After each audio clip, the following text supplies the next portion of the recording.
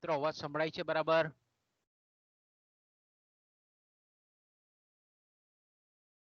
કોઈ રિપ્લાય આપો. મિતુલ, રંजना, સંભળાય છે અવાજ? હા, એટલે કોઈ તકલીફ નથી ને બેટા? ના, નથી. ઓકે. તો બાળકો લાસ્ટ પીરિયડમાં આપણે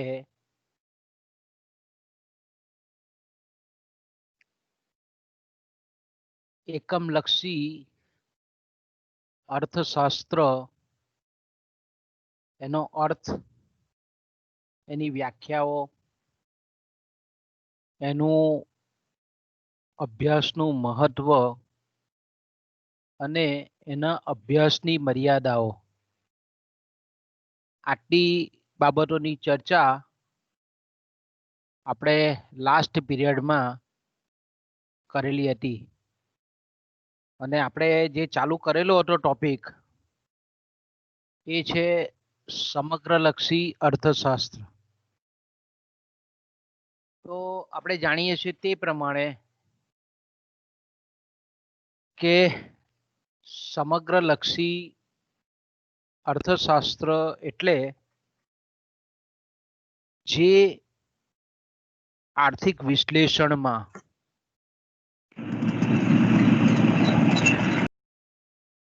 કોઈ એક ઘટકના વર્તનનો નહીં, પરંતુ બધા જ ઘટકોના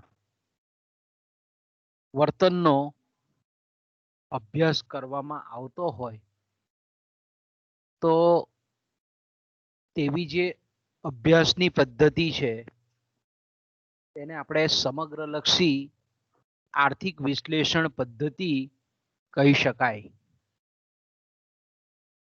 તો મિત્રો આપણે જાણીએ છીએ તે પ્રમાણે જો બીજા શબ્દોમાં આપણે એમ કહેવું હોય તો એ રીતે આપણે ચોક્કસ રીતે કહી શકીએ કે સમગ્રલક્ષી વિશ્લેષણ પદ્ધતિ એટલે અર્થતંત્રના જે કંઈ પણ અગત્યના આર્થિક પરિમાણો છે, પરિબળો જે છે એનો સમૂહની દ્રષ્ટિએ વિચાર કરવાની પદ્ધતિ છે.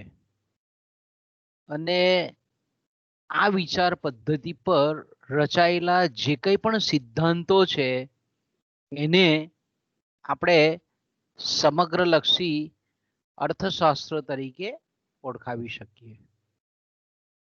એટલે આપણે જોઈ ગયા તે પ્રમાણે કે ભાઈ સમગ્રલક્ષી અર્થશાસ્ત્ર એ વ્યક્તિગત પરિમાણોનો નહીં, પરંતુ જે કુલ પરિમાણો છે એ કુલ પરિમાણનો અભ્યાસ કરે છે. એટલે ખાસ કરીને આપણે જાણીએ છીએ તે પ્રમાણે કે એમાં રાષ્ટ્રીય આવકનો અભ્યાસ કરવામાં આવે છે. વ્યક્તિની, ગ્રાહકની કે પેઢીની આવકનો અભ્યાસ કરવામાં આવતો નથી. એમાં સામાન્ય ભાવ સપાટીનો અભ્યાસ કરવામાં આવે છે. સમગ્રલક્ષી અર્થશાસ્ત્ર, સમષ્ટિલક્ષી અર્થશાસ્ત્ર એટલે કેવું અર્થશાસ્ત્ર કે જેમાં સામાન્ય ભાવ સપાટીનો અભ્યાસ કરવામાં આવે છે, વ્યક્તિગત વસ્તુના ભાવોનો અભ્યાસ કરવામાં આવતો નથી. સમગ્ર રાષ્ટ્રના ઉત્પાદનનો, કુલ ઉત્પાદનનો, રાષ્ટ્રીય ઉત્પાદનનો અભ્યાસ કરવામાં આવે છે, વ્યક્તિગત ઉદ્યોગ કે પેઢીના ઉત્પાદનનો નહીં. એટલે આપણે એમ કહી શકીએ કે અર્થતંત્રના જે કુલ પરિબળો છે, સામૂહિક પરિબળો છે કે જેમાં સમગ્ર વસ્તુઓની કુલ અસરકારક માંગ, કુલ ઉત્પાદન એટલે ભૌતિક વસ્તુનું ઉત્પાદન, સેવાનું ઉત્પાદન, અનાજનું ઉત્પાદન, કપડાનું ઉત્પાદન, કુલ આખા રાષ્ટ્રમાં, એ જ રીતે કુલ વપરાશ એટલે વ્યક્તિગત કુટુંબોએ કરેલા આખા અર્થતંત્રના દેશના જેટલા પણ કુટુંબો છે એનો ટોટલ વપરાશ, કુલ વપરાશ, આખા અર્થતંત્રમાં જેટલી પણ પેઢીઓ છે, ઉદ્યોગો છે, એને વાપરેલો કુલ કાચો માલ, સરકાર કેટલી વપરાશી વસ્તુઓનો વપરાશ કરે છે, ઔદ્યોગિક વસ્તુઓનો વપરાશ કરે છે, તો કુલ વપરાશ, કુલ ખર્ચ, અર્થતંત્રમાં થતો જે કુલ ખર્ચ છે, અર્થતંત્રમાં તમામ વ્યક્તિગત ઘટકોએ જે કંઈ પણ બચતો કરેલી છે એવા અર્થતંત્રના તમામે તમામ લોકોએ કરેલી જે કુલ બચત છે એનો અહીંયા અભ્યાસ કરવામાં આવે છે. કોઈ એક પેઢીની રોજગારી નહીં, પરંતુ અર્થતંત્રની તમામ પેઢીઓ, તમામ ક્ષેત્રો, ખેતી ક્ષેત્ર, ઔદ્યોગિક ક્ષેત્ર, આપણે સેવા ક્ષેત્ર, એની જે કુલ રોજગારી છે તે તમામ ઉત્પાદનના સાધનોની કુલ આવક, અર્થતંત્રમાં થતું કુલ મૂડીરોકાણ, એ ખાનગી ક્ષેત્રનું મૂડીરોકાણ હોય કે સરકારે કરેલું મૂડીરોકાણ હોય કે બહુરાષ્ટ્રીય કંપનીઓએ કરેલું મૂડીરોકાણ હોય કે વિદેશી નિયોજકોએ કરેલું મૂડીરોકાણ હોય, એ તમામનો અહીંયા અભ્યાસ કરવામાં આવે છે. એ જ રીતે આપણે એમ કહીએ કે અર્થતંત્રમાં બનતી જે ચક્રીય ઘટનાઓ છે, વ્યાપાર ચક્રો જેને આપણે કહીએ છીએ, એનો પણ અભ્યાસ કરવામાં આવે છે. આર્થિક વૃદ્ધિ અને વિકાસ એનો પણ સમગ્રલક્ષી અર્થશાસ્ત્રમાં અભ્યાસ કરવામાં આવે છે. કારણ કે આર્થિક વિકાસ એ સમગ્ર દેશના પરિપ્રેક્ષ્યમાં એનો આપણે ઉલ્લેખ કરીએ છીએ. આર્થિક વિકાસ એટલે આપણે જાણીએ છીએ તે પ્રમાણે ભૌતિક વિકાસ, એ જ રીતે આપણે માનવીય સંસાધનોનો વિકાસ, માનવ વિકાસ, આપણે ઘણા બધા કોન્ટેક્સ્ટથી આખા અર્થતંત્રના પરિપ્રેક્ષ્યમાં આપણે આર્થિક વિકાસના ખ્યાલને મૂલવીએ છીએ. તો એનો અહીંયા સમગ્રલક્ષી અર્થશાસ્ત્રમાં અભ્યાસ કરવામાં આવે છે. એ જ રીતે આપણે એમ કહીએ કે કેન્દ્ર સરકાર, કે જેને આપણે રાજ્ય કહીએ છીએ, કેન્દ્ર સરકાર દ્વારા, યુનિયન ગવર્મેન્ટ દ્વારા અપનાવાતી મધ્યસ્થ બેંક, રિઝર્વ બેંક દ્વારા અપનાવાતી જે નાણાકીય નીતિ છે, એનો પણ સમગ્રલક્ષી અર્થશાસ્ત્રમાં અભ્યાસ કરવામાં આવે છે. રાજકોષીય નીતિ જેવા મહત્વના જે પ્રશ્નો છે એનો સમગ્રલક્ષી અર્થશાસ્ત્રમાં અભ્યાસ કરવામાં આવે છે. તો જે રીતે આપણે જોઈ ગયા તે પ્રમાણે કે માર્શલ, આલ્ફ્રેડ માર્શલ, કે જેમનું 1890માં પ્રસિદ્ધ થયેલું જે પુસ્તક છે અર્થશાસ્ત્રના સિદ્ધાંતો, એને જે રીતે આપણે એકમલક્ષી અર્થશાસ્ત્ર કહીએ છીએ, એ જ રીતે 1936માં કેઇન્સે પ્રસિદ્ધ કરેલું જે જનરલ થિયરી નામનું પુસ્તક છે, જે general theory employment, money and interest, એ સમગ્રલક્ષી અર્થશાસ્ત્રનું પ્રારંભિક પુસ્તક છે એમ આપણે કહી શકીએ. કેઇન્સ સિવાયના ઘણા બધા એવા અર્થશાસ્ત્રીઓ છે કે જેમણે સમગ્રલક્ષી અર્થશાસ્ત્રને વિકસાવવામાં મહત્વનો ફાળો આપેલો છે.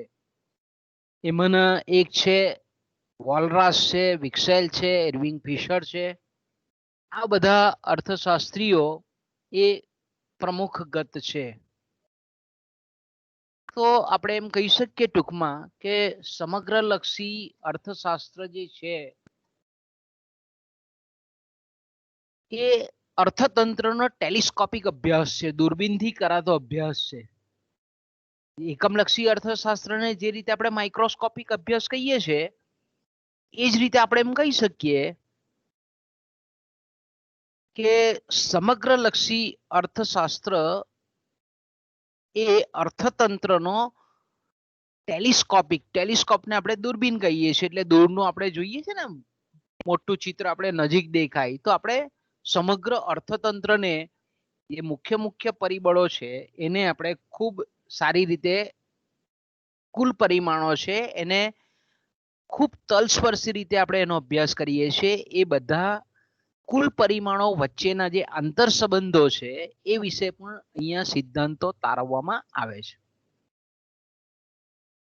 એટલે આપણે એમ કહી શકીએ કે સમગ્રલક્ષી અર્થશાસ્ત્ર જે છે તે બહુ વટવૃક્ષ છે.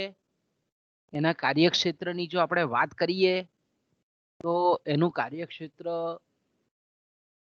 આપણે જે એફઆઈની ચોપડી છે એમાં ઘણું બધું માપનું બતાવેલું છે, પણ વાસ્તવમાં ઘણું બધું મોટું છે. મેં બતાવેલું છે સ્ક્રીન પર તમે જોઈ શકો છો. એના કરતાં પણ આપણે એમ કહીએ કે વાસ્તવમાં ઘણા બધા હજુ પણ અર્થશાસ્ત્રો એવા છે કે જે સમગ્ર લક્ષી અર્થશાસ્ત્રના અભ્યાસ ક્ષેત્રનો એક ભાગ છે. તો સામાન્ય રીતે આપણે જો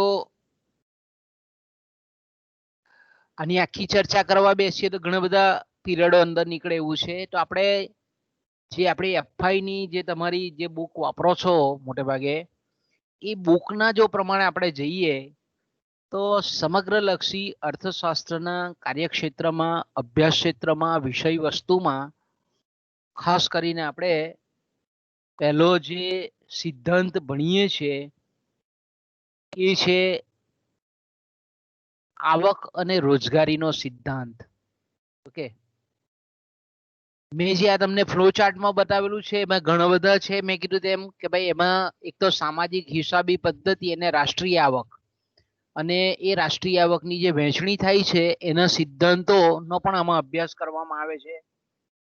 અહીંયા તમે જોઈ શકો છો આ પહેલી જે આપણે જે ફાટો છે એની શાખા છે તે સમગ્ર લક્ષી અર્થશાસ્ત્રની બીજી જે શાખા છે તેમાં આપણે આવક અને રોજગારી નિર્ધારણનો સિદ્ધાંત, સમગ્ર અર્થતંત્રમાં કુલ આવક એટલે રાષ્ટ્રીય આવક જેને આપણે કહીએ છીએ, સમગ્ર અર્થતંત્રની કુલ આવક કઈ રીતે નક્કી થાય છે, કુલ રોજગારી કઈ રીતે નક્કી થાય છે, એને સમજાવતો સિદ્ધાંત છે. ખાસ કરીને કેઇન્સે આપેલો અસરકારક માંગનો સિદ્ધાંત, એનો અહીંયા આપણે અભ્યાસ કરીએ છીએ. એની આવક અને રોજગારીના સિદ્ધાંતની જે પેટા શાખાઓ છે બે, એમાં આવે છે વપરાશ અંગેનો સિદ્ધાંત અને મૂડીરોકાણ અંગેનો સિદ્ધાંત. એને આપણે વપરાશ વિધેય તરીકે પણ ઓળખાવી શકીએ, એને આપણે ઉપભોગ વિધેય તરીકે પણ ઓળખાવી શકીએ. તો કેઇન્સે જે કીધું આપણને, કારણ કે કેઇન્સનું જે પુસ્તક છે તેને આપણે સમગ્ર લક્ષી અર્થશાસ્ત્રનું પુસ્તક કહીએ છીએ, પ્રારંભિક પુસ્તક કહીએ છીએ. તો કેઇન્સે આ જે આવક અને રોજગારી નિર્ધારણનો અસરકારક માંગનો સિદ્ધાંત જે સમજાવેલો છે એમાં અર્થતંત્રની કુલ આવક અને રોજગારીને નક્કી કરતા બે પરિબળો એમણે સમજાવેલા છે. એક તો વપરાશ અને એના પર આધારિત વપરાશ વિધેય, અને બીજું છે મૂડીરોકાણ અને મૂડીરોકાણ પર આધારિત મૂડીરોકાણ વિધેય.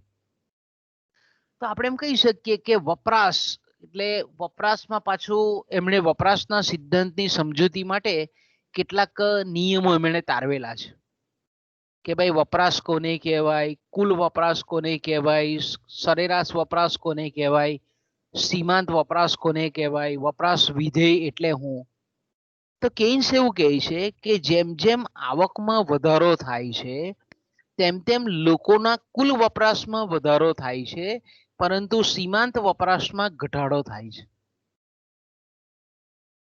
આ જે વિધેય છે તેને આપણે વપરાશ વિધેય કહીએ છીએ. એને જો આપણે ગણિતની ભાષામાં બતાવવું હોય તો delta C by delta Y એનું સૂત્ર છે, પણ એ તમારે ટીવાયમાં આવશે. ટીવાયમાં આપણે હું તમને ડિટેલમાં સમજાવીશ.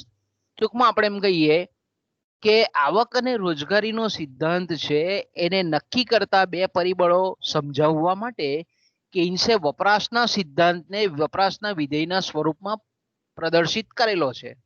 અને મેં કીધું તેમ વપરાશ વિધેય એટલે હું, તો કે ભાઈ આવક અને વપરાશ વચ્ચેનો જે સંબંધ છે એને આપણે વપરાશ વિધેય કહીએ છીએ.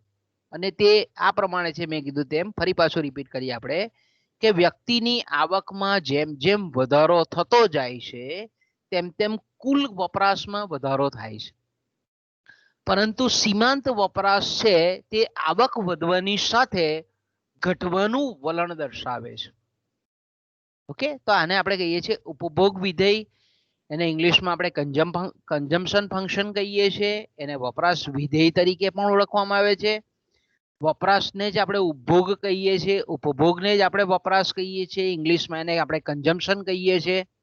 અને બીજું જે વિધેય એમણે સમજાવેલું છે એ છે મૂડીરોકાણ વિધેય, કે અર્થતંત્રમાં આવક અને રોજગારીના પ્રમાણને નક્કી કરતું જો કોઈ બીજું વિધેય હોય તો એ છે મૂડીરોકાણ વિધેય.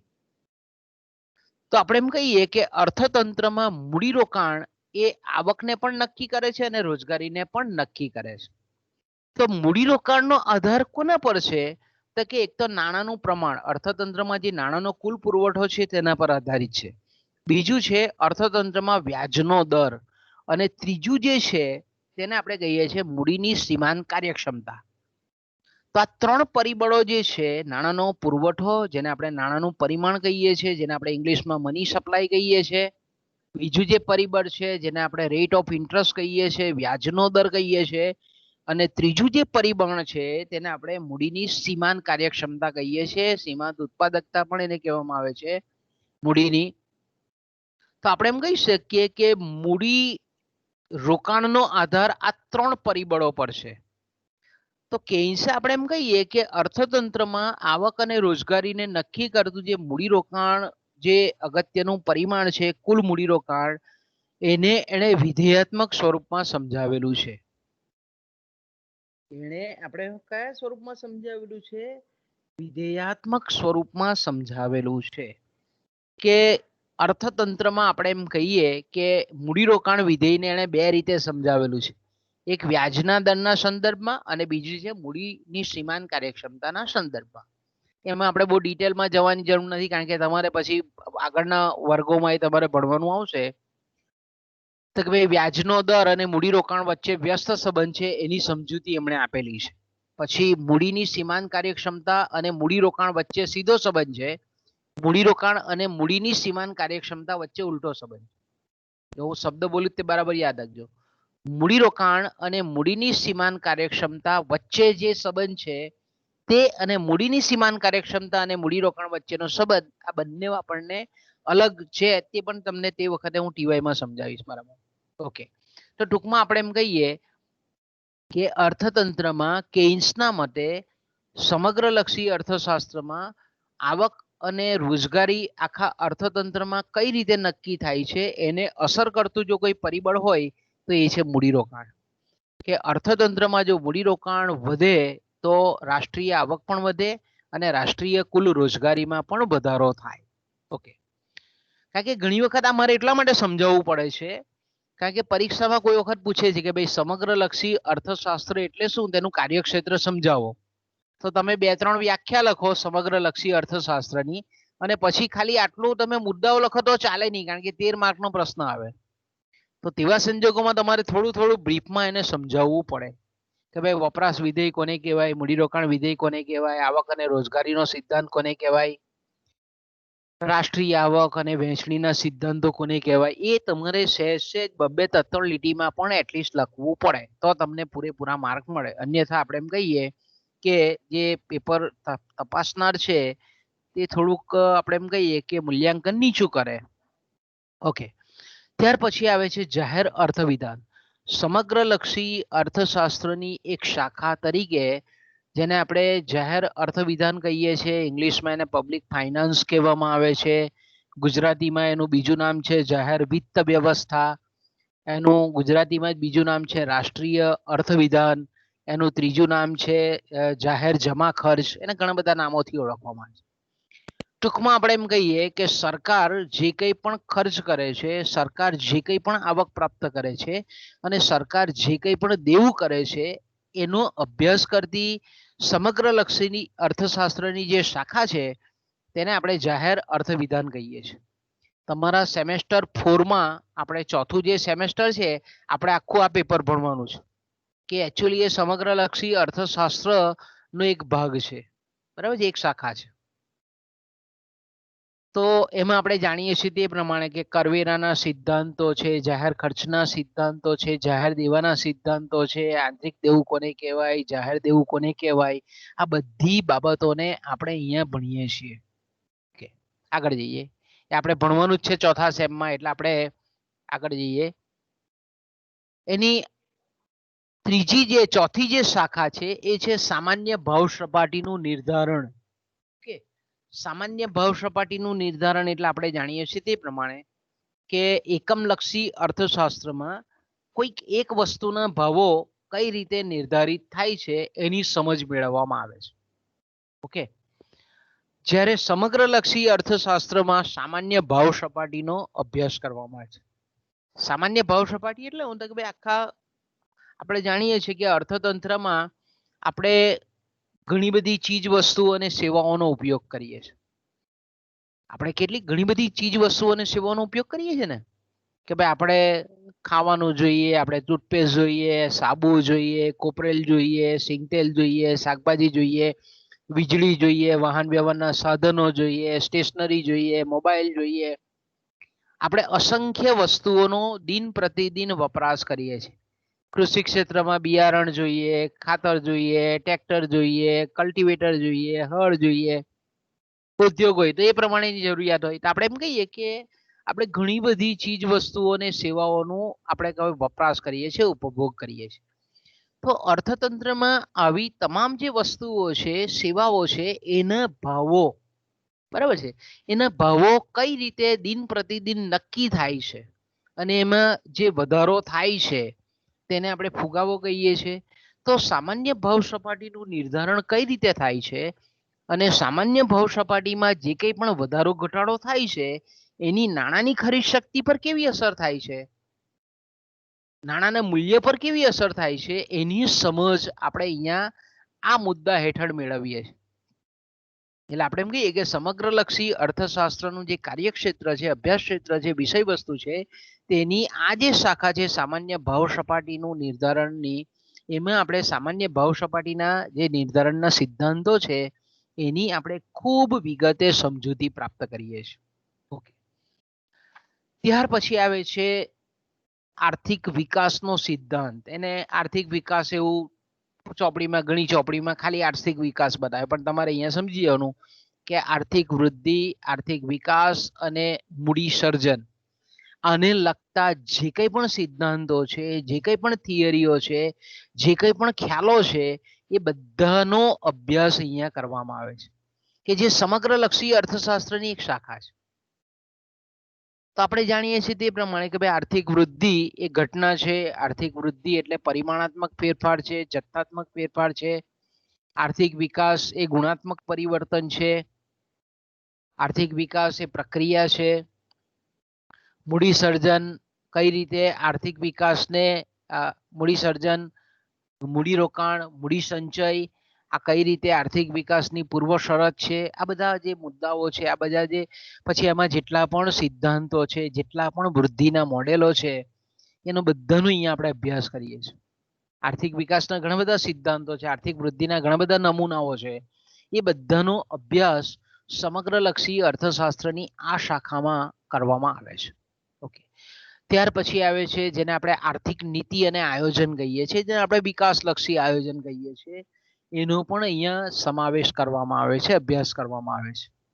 કે ભાઈ અર્થતંત્રમાં આપણે જાણીએ છીએ કે પહેલા પંચવર્ષીય યોજનાઓ નિર્માણ થતી હતી, પછી આપણે જોયું કે પહેલા આયોજન પંચ હતું, અત્યારે નીતિ આયોગ છે. તો નીતિ આયોગ છે તે અલગ અલગ આખા દેશની જે કંઈ પણ વિકાસ અંગેની યોજનાઓ છે તે નક્કી કરે છે. તો આપણે એમ કહીએ કે એ આર્થિક વૃદ્ધિ અને વિકાસની જે વ્યૂહરચનાઓ નક્કી કરવામાં આવે છે તેનો અહીંયા અભ્યાસ કરવામાં આવે છે. પછી આપણે એમ કહીએ કે એ વ્યૂહરચનાઓને સાકાર કરવા માટે જે મૂડીરોકાણ છે, મૂડીરોકાણ કઈ રીતે કરવામાં આવે છે, પછી આપણે એમ કહીએ કે એમાં કઈ ટેકનોલોજીની પસંદગી કરવામાં આવે છે, એનો પણ અહીંયા આપણે અભ્યાસ કરીએ છીએ. અને એ જ આયોજનમાં, આર્થિક આયોજનમાં સામાજિક ખર્ચ લાભ વિશ્લેષણ, કે ભાઈ કોઈ પણ પ્રોજેક્ટ હોય એ પ્રોજેક્ટના કેટલા સમાજને લાભ થાય છે ને એને પરિણામ સ્વરૂપ કેટલા નુકસાન થાય છે, એનો પણ અભ્યાસ આપણે સમગ્રલક્ષી અર્થશાસ્ત્રમાં કરવામાં આવે છે. કે દાખલા તરીકે આપણે એમ કહીએ કે સરદાર સરોવર ડેમ બન્યો, તો ડેમને લીધે ફાયદો પણ છે ને નુકસાન પણ છે. તો કે સમાજમાં કુલ લાભ કેટલો થયો અને કુલ નુકસાન કેટલું થયું, એનું અહીંયા એની આ પદ્ધતિ છે સામાજિક ખર્ચ લાભ વિશ્લેષણની. એને સીબી એનાલિસિસ કહેવામાં આવે છે, કોસ્ટ બેનિફિટ એનાલિસિસ કહેવામાં આવે છે. એનો પણ અહીંયા અભ્યાસ કરવામાં આવે છે. ઓકે, ત્યાર પછી આવે છે વ્યાપાર ચક્રોના સિદ્ધાંતો. તો કે ભાઈ અર્થતંત્રમાં તેજી પણ આવે છે અને મંદી પણ આવે છે, એટલે અર્થતંત્રના જે સામૂહિક પરિમાણો છે, આર્થિક પરિમાણો છે, એ જ્યારે ઉર્ધ્વ ગતિમાં જતા હોય તો તો તેને આપણે તેજી કહીએ છીએ, અને જો અધોગતિમાં જતા હોય તો એને આપણે મંદી કહીએ છીએ. તો તેજી અને મંદી અર્થતંત્રમાં શા માટે આવે છે એને સમજાવતા જે સિદ્ધાંતો છે એ બધાનો અભ્યાસ આપણે સમગ્રલક્ષી અર્થશાસ્ત્રની આ શાખામાં કરીએ છીએ. ઓકે, તો આપણે એમ કહી શકીએ કે વ્યાપાર ચક્રના જે કંઈ પણ સિદ્ધાંતો છે એની અહીંયા ચર્ચા કરવામાં આવે છે. ત્યાર પછી ઘણી બધી છે, આ સિવાય પણ આપણે છેલ્લી જે છે તેમાં આંતરરાષ્ટ્રીય વેપારનું જે આખું અર્થશાસ્ત્ર છે એ પણ સમગ્રલક્ષી અર્થશાસ્ત્રની જે એક શાખા છે. એ જ રીતે આપણે એમ કહીએ કે રાષ્ટ્રીય આવક જે છે એની વહેંચણીનો જે સિદ્ધાંત છે સમગ્રલક્ષી સિદ્ધાંત, એમાં ખાસ કરીને વેતન અર્થતંત્રમાં કુલ જે વેતન ભંડોળ નક્કી થાય છે તે અને કુલ નફાનો હિસ્સો એ સાપેક્ષ રીતે કઈ રીતે વહેંચાય છે એ અંગેના સિદ્ધાંતોની પણ અહીંયા આપણે સમજ મેળવીએ છીએ. તો આ એનું કાર્યક્ષેત્ર છે. તો આપણે જાણીએ છીએ તે પ્રમાણે ટૂંકમાં આપણે એમ કહીએ તો કે એનો જો આખા આ ફ્લોચાર્ટનો જો સારાંશ આપણે કહેવો હોય તો આપણે એમ કહી શકીએ કે સમગ્રલક્ષી અર્થશાસ્ત્રના કાર્યક્ષેત્રમાં અર્થતંત્રમાં જે કંઈ પણ ઉત્પાદન છે, રોજગારી છે, આવક છે, એની જે સમતોલ સપાટી છે તેને નક્કી કરતા પરિબળો કયા છે તેનો અભ્યાસ એ સમગ્રલક્ષી અર્થશાસ્ત્રમાં કરવામાં આવે છે. એટલે સમગ્રલક્ષી અર્થશાસ્ત્રને આવકનો સિદ્ધાંત તરીકે પણ ઓળખવામાં આવે છે, એને ઇન્કમ થિયરી તરીકે પણ આપણે ઓળખવામાં આવે છે. એ જ રીતે આપણે કીધું તે પ્રમાણે કે ભાઈ અર્થતંત્રની જે કુલ માંગ છે, કુલ ઉત્પાદન છે, કુલ રોજગારી છે, કુલ આવક છે, એમાં શા માટે ફેરફાર થાય છે, કઈ રીતે ફેરફાર થાય છે, શા માટે અર્થતંત્રમાં ક્યારે તેજી આવે છે, ક્યારે મંદી આવે છે, આ બધાનો અભ્યાસ એ સમગ્રલક્ષી અર્થશાસ્ત્રમાં કરવામાં આવે છે. એટલે આપણે જો વિચારીએ તો આર્થિક અસ્થિરતા જે અર્થતંત્રમાં પ્રવર્તે છે એનું પૃથક્કરણ અહીંયા કરવામાં આવે છે સમગ્રલક્ષી અર્થશાસ્ત્રમાં. સમગ્રલક્ષી અર્થશાસ્ત્રનું એક બહુ મહત્વનું અંગ છે અસ્થિરતાનું જે પૃથક્કરણ છે તે. એ જ રીતે આપણે એમ કહી શકીએ કે બ્રોડલી જો આપણે વિચારીએ તો લાંબા ગાળે અર્થતંત્રની જે કુલ ઉત્પાદન શક્તિ છે અને એમાં જે એનો વધારાનો જે દર છે, અભિવૃદ્ધિનો જે દર છે, એ કયા પરિબળો પર આધારિત રાખે છે એનું પણ અહીંયા વિશ્લેષણ કરવામાં આવે છે. એટલે ટૂંકમાં આપણે એમ કહી શકીએ કે આર્થિક વિકાસ છે, લાંબા ગાળાની કુલ ઉત્પાદન શક્તિમાં વધારો મતલબ શું થાય તો એને આપણે આર્થિક વિકાસ કહીએ છીએ.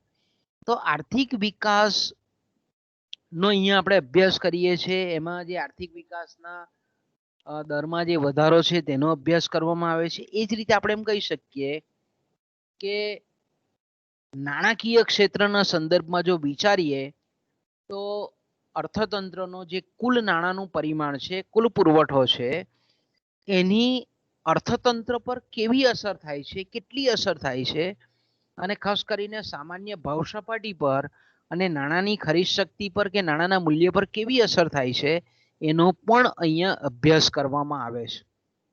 એ જ રીતે આપણે જાણીએ છીએ તે પ્રમાણે કે ભાઈ આંતરરાષ્ટ્રીય વેપારના ક્ષેત્રમાં જે લેણદેણની તુલાની પરિસ્થિતિ છે, વિદેશી સહાય કે વિદેશી મદદના પ્રશ્નો છે, એની પણ સમગ્ર અર્થતંત્રના ફલક પર અભ્યાસ કરવામાં આવે છે.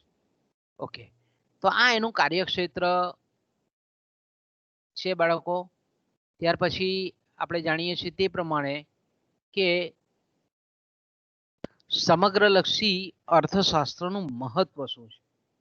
ઓકે, જે રીતે આપણે એકમલક્ષી અર્થશાસ્ત્રનું મહત્વ જોયું તો એ જ રીતે આપણે સમગ્રલક્ષી અર્થશાસ્ત્રનું મહત્વ પણ વિચારી શકાય. તો આપણે જાણીએ છીએ તે પ્રમાણે કે સમગ્રલક્ષી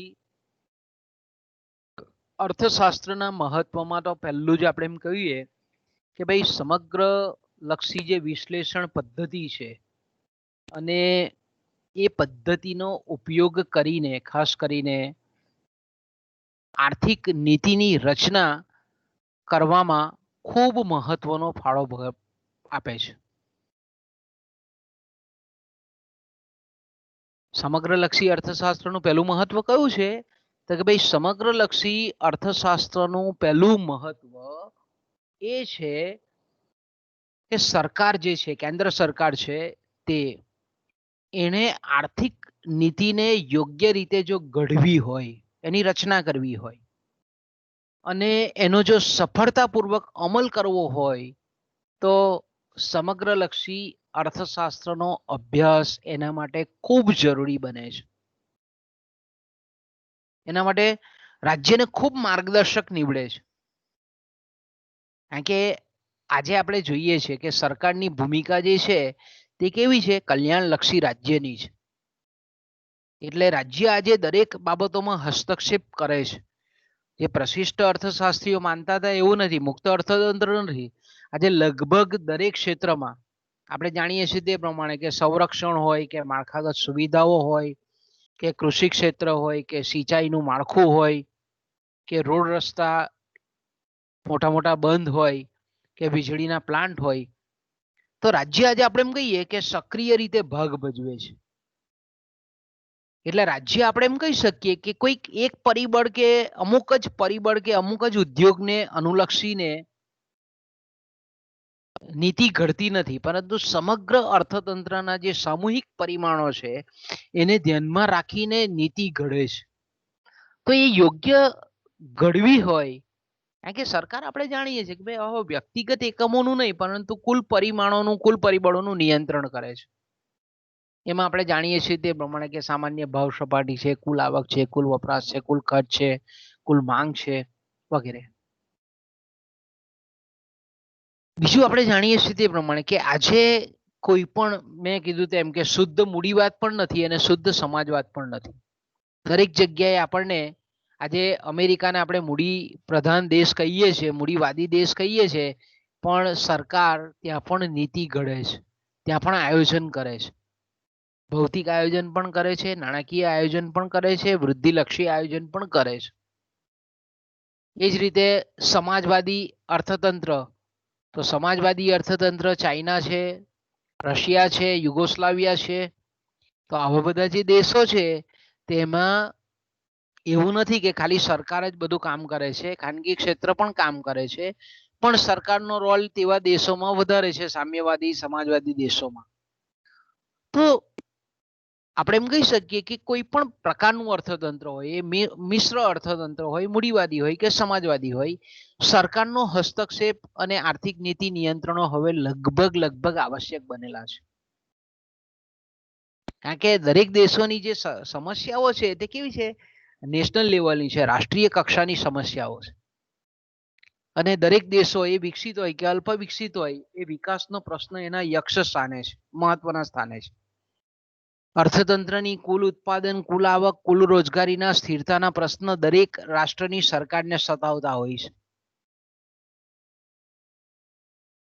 વિકસિત દેશોમાં આપણે જાણીએ છીએ તે પ્રમાણે ત્યાં મંદીજન્ય બેરોજગારી ઊભી ન થાય, કુલ આવકનું, કુલ ઉત્પાદનનું પ્રમાણ જળવાઈ રહે, એના પ્રશ્નો હોય. અલ્પ વિકસિત દેશમાં આપણે જાણીએ છીએ તે પ્રમાણે કે બેરોજગારી છે, ફુગાવો છે, અતિવસ્તી છે, ધીમા આર્થિક વિકાસનો દર છે, આ બધા પ્રશ્નો, ગરીબી છે, આવકની અસમાનતા છે, આવા બધા પ્રશ્નો આપણે એમ કહીએ કે ગંભીર સ્વરૂપ લઈ રહેલા છે. તો તેવા સંજોગોમાં આપણે એમ કહીએ કે ખાલી એક એકમનો અભ્યાસ કરવાથી આ બધા પ્રશ્નોનું નિરાકરણ થતું નથી.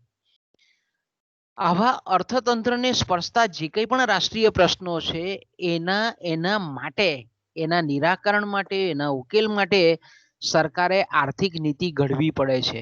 અને આર્થિક નીતિ ઘડવી હોય તો એમણે સમગ્રલક્ષી અર્થશાસ્ત્રનો અભ્યાસ કરવો પડે. એ જ રીતે નીતિ ઘડ્યા પછી એનું અમલીકરણ કરવાનું હોય તો પણ આપણે એમ કહી શકીએ કે સમગ્રલક્ષી અર્થશાસ્ત્રનો અભ્યાસ ખૂબ મહત્વનો છે. બીજું આપણે એમ કહી શકીએ કે બીજી જે એનું મહત્વ છે તે, કારણ કે સમગ્રલક્ષી અભિગમ અપનાવ્યા વિના કોઈ પણ વિજ્ઞાન એના સમગ્ર ક્ષેત્રનો આપણે એમ કહીએ કે સર્વાંગી અભ્યાસ કરી શકતું નથી.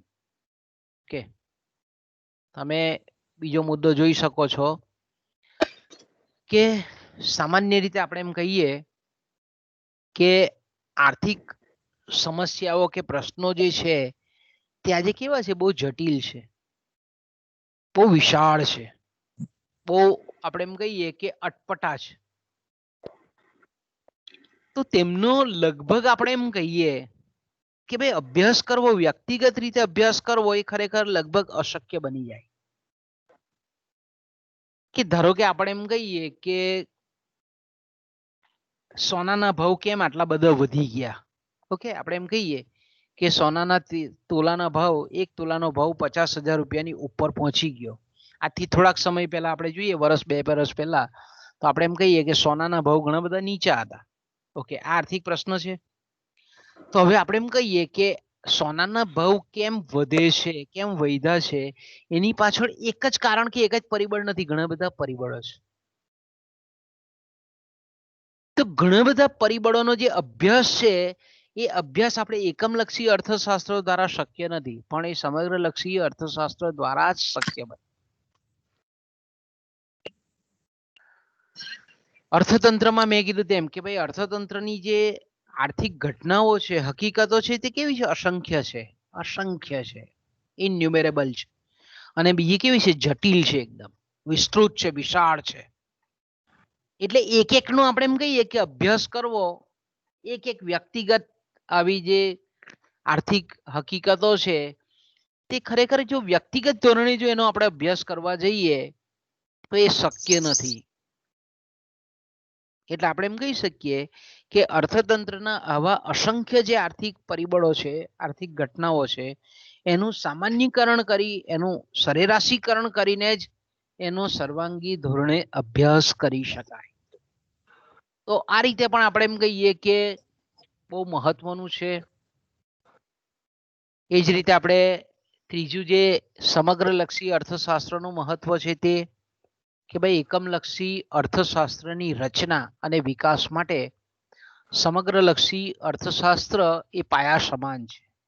સમગ્રલક્ષી અર્થશાસ્ત્રનો અભ્યાસ ખૂબ જરૂરી છે, આવશ્યક છે.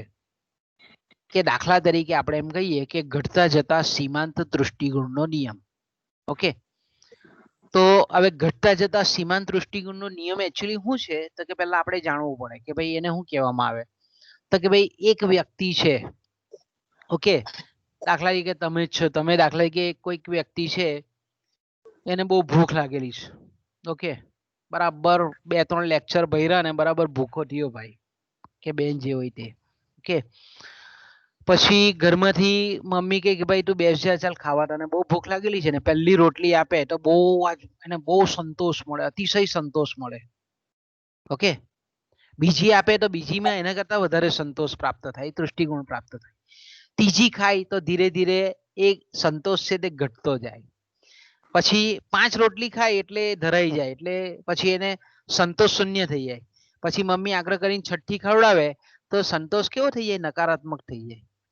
તો આપણે એમ કહી શકીએ કે સમાન ગુણી એકમો ધરાવતા જ્યારે કોઈક વ્યક્તિ ઉપભોગ કરતું હોય એકમોનો, ત્યારે એમાંથી પ્રાપ્ત થતો સીમાંત દૃષ્ટિગુણ એ ઘટવાનું વલણ દર્શાવે છે.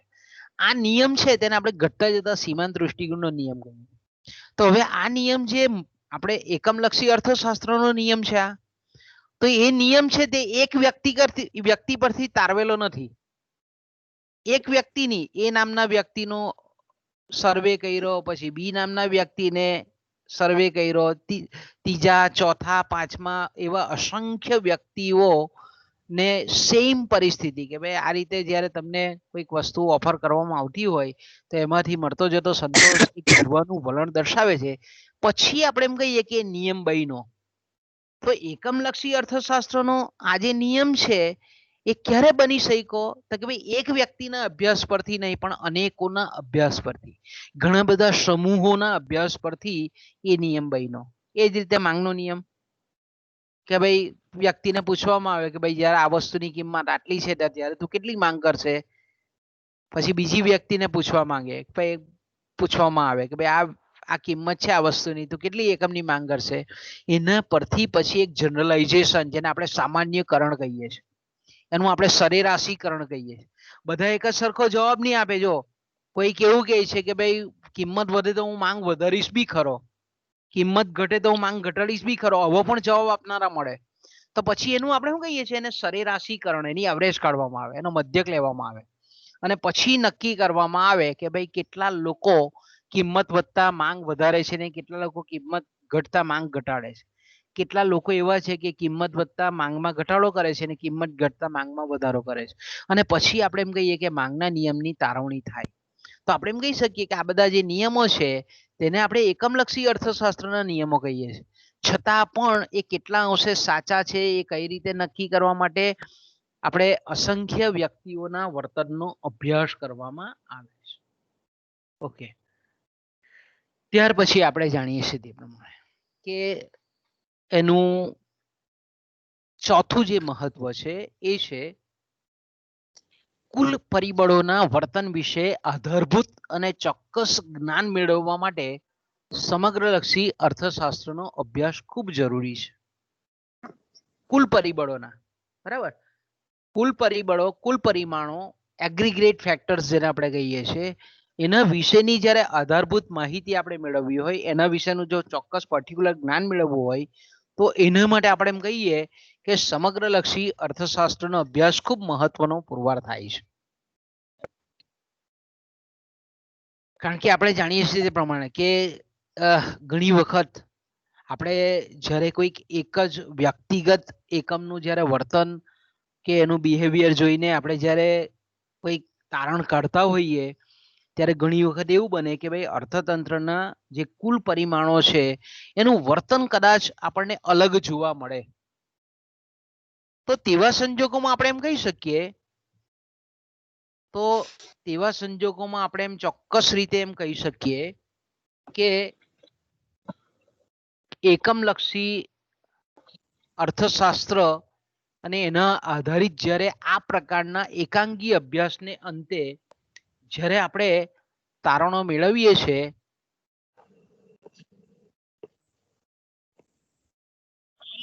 ત્યારે એ આપણને ખોટા લાગતા હોય છે.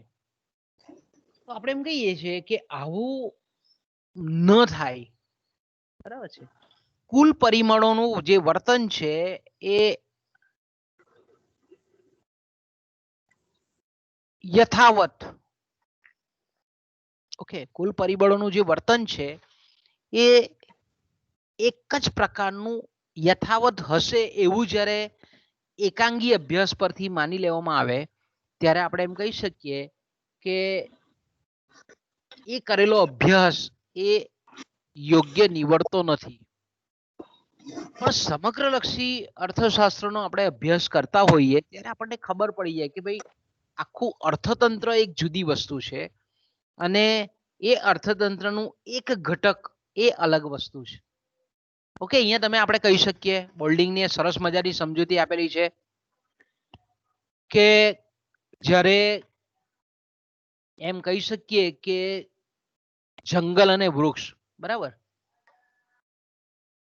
દાખલા તરીકે આપણે એમ કહીએ કે ભાઈ વ્યક્તિગત જે વૃક્ષ છે એ વ્યક્તિગત વૃક્ષના લક્ષણો પરથી સમગ્ર જંગલનું આ જ પ્રકારનું લક્ષણ હશે એવું આપણે કહી શકીએ નહીં.